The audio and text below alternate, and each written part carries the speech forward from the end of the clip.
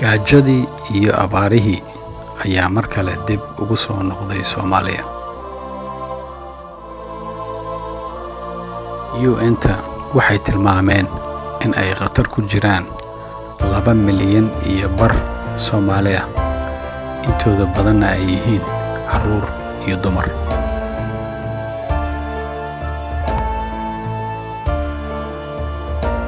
xasan dhooye oo dhawaan ka soo laabtay magaalada Muqdisho, indhihiisana ku soo arkay heerka ay gaarsiisan tahay dhibaatada, ayaa nooga warbixinaya.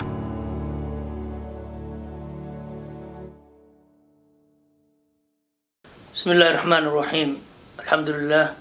ثم الصلاة والسلام على نبينا محمد وعلى آله وأصحابه أجمعين. ولا ليال وحروا هالكن ما أنت إن كسو قبضي فرين أدق أو علوس أو دقدقة. فرين تسوحي تهاي وحن بوقناي ودن كيني جارهان مقارنة مقدشو أنا جا يا شيخ عبد الرحمن شيخ عمر. وحن وتقني برنامج إقاثة أما humanitarian service. وحن بوقناي xerooyin badan oo ay dad Soomaaliyeed ku xariisan yihiin. waxaan soo aragnay arrin aad iyo aad u naxdin iyo murugo badan. waa arrin indhuhu ay iska buuxsan karin oo la ilmeynayaan, qalbiguna uu soo adkaysan karin oo la murugoonayo, oon iyo gaajo iyo dhaxan iyo cudur iyo dacdarro iyo duruuf aad u adag baan soo aragnay. waxaan tagnay kaamam fara badan ama xerooyin fara badan oo Muqdisho ku teedsan, sida kaamka Badbaado, Rajo, Duco, kaamka Naafada ee Amaana, kaamka Sheekh Xasan Barsame oo ilaa 120 xero ka kooban. kulligood waxay ahaayeen isku duruuf. waxa ugu daran dadkaas ma ay helin cunto 6 bilood la soo dhaafay. wax cunto oo loo qaybiyay ilaa 6 bilood ilaa 8 bilood qaarkood ma laha.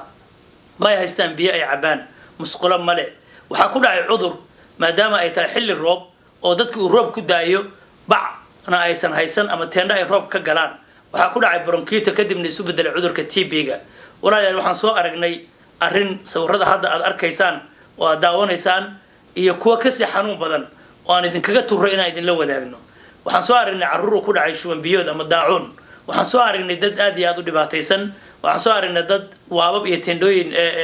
meelaan baca lahayn isaga jira oo xanuun kala bixi waayey. arrin aad iyo aad u naxdin badan baan soo aragnay. dadkan tiradooda ma saydan tahay laba qof baa dhimatay. waxay cunaan waayeen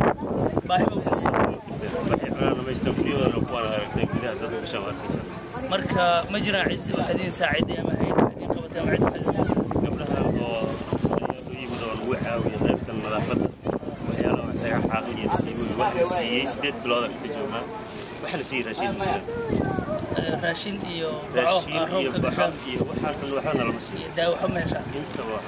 walaalayaal dadkaas waxay u baahan yihiin gurmad. waa emergency, waa degdeg. waa arrin aan cidna ka hadlinin. waa arrin aan indhahayga ku soo aragnay aniga iyo Sheekh Cabdiraxmaan Sheekh Cumar xafidahullah. waxaan idinka codsanaynaa inaan dadka gurmad degdega u fulino. maxaan qaban karnaa ugu dhaqsaha badan? barnaamijkeena waxaan u kala qaadaynaa 2 qaybood. barnaamijna waa barnaamij mustaqbali ah ama xilli fog ah, barnaamijna waa xilli dhow. ka xilliga dhow ayaan rabnaa inaan xoog saarno haddii Ilaahay yiraahdo. muxuu yahay? dadka waxa soo galay Ramadaan, waxaan rabnaa ugu yaraan 3 kaam inaan jikooyin u sameeyno cuntada lagu kariyo. qofkii waxa afurinaysa maalintii $2 oo kaliya, bishii waa $60. waxaan rabnaa qof walba intii aad awoodi karto inaad afuriso. bishii 1 qof afuri, 2 qof afuri, 3 afuri, hadaa rabti 10 bari kaliya afuri. qof walaalka ah biyo iyo baad sii. sidoo kale waxaan rabnaa inaan 10,000 oo bac oo degdega aan ka gaarsiino. halkii bac waxay joogtaa $15. qoys dhan ayaa wuxuu ka galayaa roob iyo dhaxan. ilaahay inuu ka badbaadiyo naarta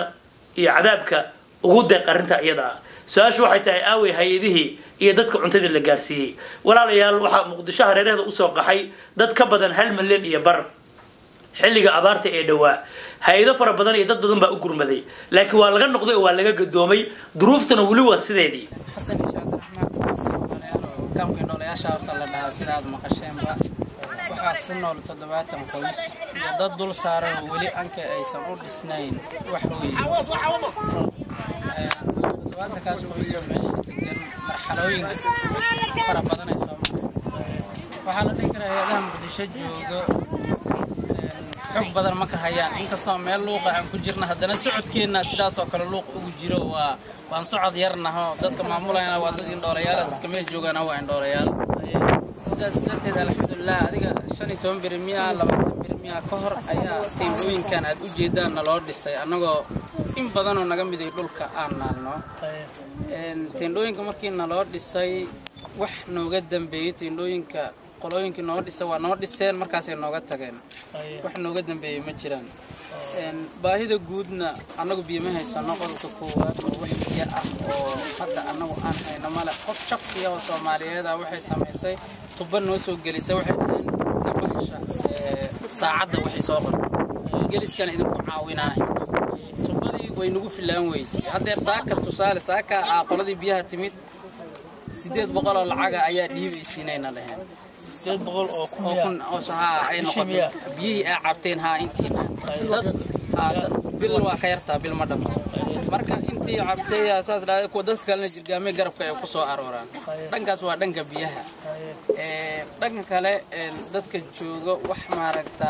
raashin ah oo soo gaaro alxamdulillah wixii ilaahay irzaq uga dhigay cunaan laakiin se wax macnaha cid gacanta toos ugu haysa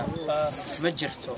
dadkina meeshii way ku xareysan yihiin waxay heleen ma jiraan waxa ku alla duruufa dad fara badan oo guryaha Muqdisho degan oo aan shaqo iyo cunto midna aan haysan laakiin kuwa dhaama oo iyagu aan waabab aan lahayn bac iyo baad midna aan ku jirin laakiin roobka kaliya dugsi ka haysta waxaan rabaa inaan idin gudbiyo arrintan inay tahay fariin aad iyo aad u adag fadlan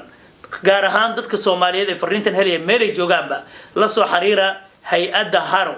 waa Humanitarian African Relief Organization xafiiskeeda ugu weyn wuxuu ku yaalaa gobolka Minnesota sidoo kale waxay xafiis ku leedahay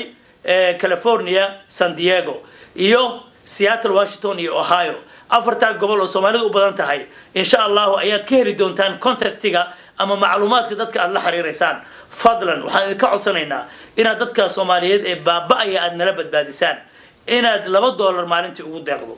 waxaan kaloo idin ka codsanayaa gaar ahaan dadka Soomaalida cajiladan ay gaarayso ee ku nool Mareykanka in aad volunteer sameysaan oo waqtigiina aad soo hortaan dadka dhalinyarada ah oo aad bishan Ramadaan xafiiska aad la soo xiriirtaan oo isa soo qortaan si dadka ugu gurmano laana farkaliya fool ma dhaqdo hal qofna wax ma qaban karo waxaan idin kaga tagayaa fariintan waa emergency waa fariin degdega waa arrin aan media ka hadlin waa arrin aan cidina sheegin laakiin indhahayga aan ku soo aragnay waan shoognay oo waxaan ugu dhacay naxadin markaan aragnay dad leh sida aad indhihiina ku aragtaan dhigihiina ku maqlaysaan 4 bilood 6 bilood wax cunto amaana helin walaal caawi qof walaalka oo dhimanaya oo $15 oo bac loogu gada bixi ama afuri bisha Ramadaan oo $60 bixi jazakumullahu khayr wa salaamu alaykum بسم الله الحمد لله رب العالمين والصلاة والسلام على رسول الله صلى الله عليه وسلم أما بعد أحبتي في الله waxaan rabaa fariin inaan gaarsiiyo dadka muslimiinta ah waliba dadka Soomaalida ah meel ay joogaanba aayada quraanka Allah wuxuu leeyahay tabaaraka wa ta'ala wa yut'imuna at'ama ala hubbihi miskinan wa yatiman wa asira inma nut'imukum liwajhi Allah la nuridu minkum jazaa'an wala shukura waxay raashinka u bixiyaan oo miskiinka u siiyaan ayagoo waliba ayaga u baahan oo jecel ayay waxay u siiyaan ilaahay dartii ilaahay wajigiisa waxaan rabnaa qof kasta oo muslima qof kasta oo Soomaali ah maanta wadankan dhibaa ka jira dadkii way qaxeen way dhibaataysan yihiin cunto ma haystaan biyo ma haystaan guri ma haystaan inaga maanta guriyaan haysana alxamdulillah caruurtaada iyo caruurtayda guriyay haystaan baabuur bay haystaan waxay haystaan cabitaan maanta soon baa bishay waxaan rabnaa qof kasta oo muslim ah inuu dadka muslimiinta ah ilaahay darti u kaalmeeyo $2 ayaa maalintii qof afurisa ilaahay darti u bixi $2 maalintii inaad qof muslim ah aad ku afurisid oo aad noqotid waman ahyaaha fakannama ahya an-nas jamii'a wallahu fi 'awni al-'abdi ma kana al-'abdu fi 'awni akhihi qof muslim ah oo walaalka hooyo baahan aaba dhibaataysan caruur agoon ah oo qaxay indhoolayaal inaad $15 u bixisid oo loogu garabac uu roobka ka dugsado oo familka dhan ku filan maanta arrinkaas waxaan isweydiinaynaa yaa dadkii gaarsiinaya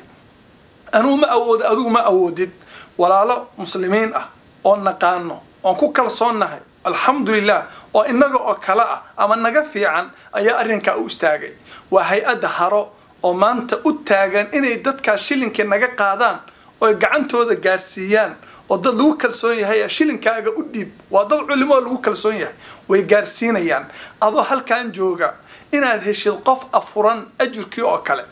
haddaad afurisid 100 qof inay ku soomeen ajirkood aad heshid inaad teendho ka gelisid dad dugsi oo roobka ay ka weheshadaan adoo halkaan jooga ajirka ku socdo guryahan maxay u maran yihiin kuwa hadda aan la deganayn maxay cidlo u yihiin guryaha kuwa aan la deganayn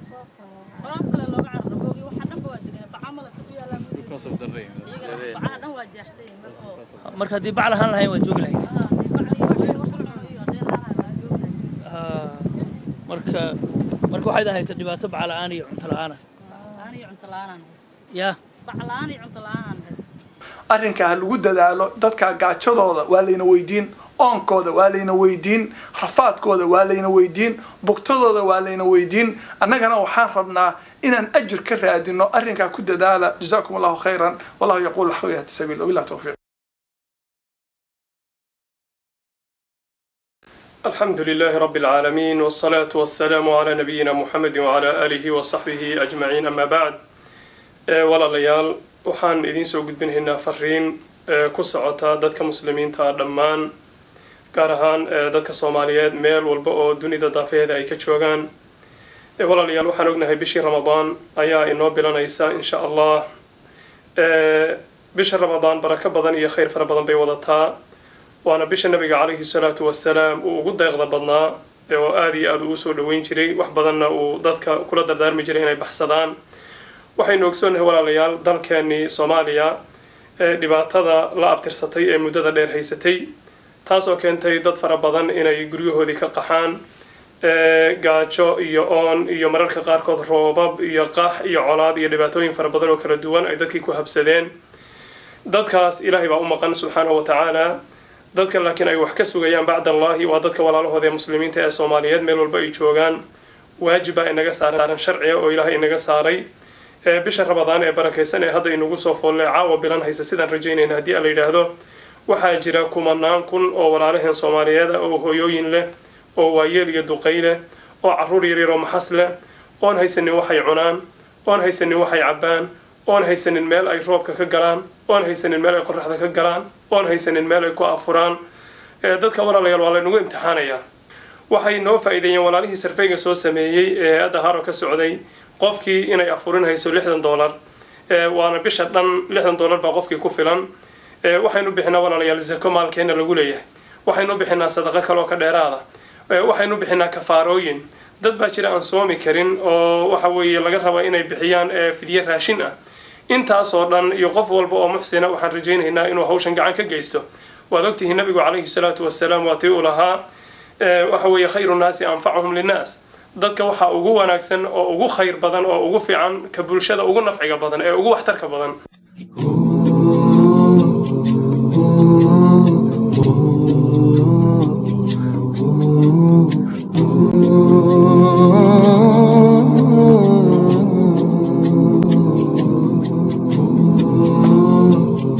Oh